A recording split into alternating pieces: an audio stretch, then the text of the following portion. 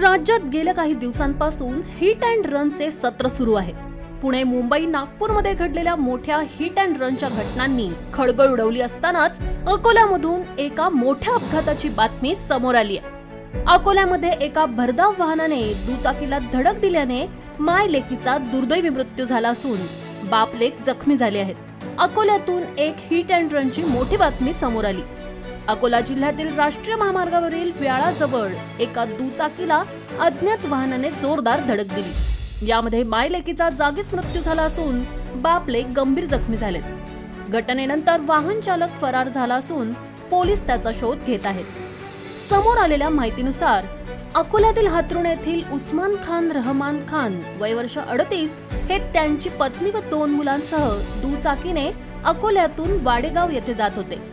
व्याळा नजीक आले असता त्यांच्या दुचाकीला एका अज्ञात वाहनाने जोराची धडक दिली। ही धडक इतकी भीषण होती की उस्मान खान यांची पत्नी कशफ वय वर्ष 28 यांचा जागीच मृत्यू झाला, तर मुलगी अनाया फातेमा 9 महिने हिचा देखील उपचारादरम्यान मृत्यू झाला।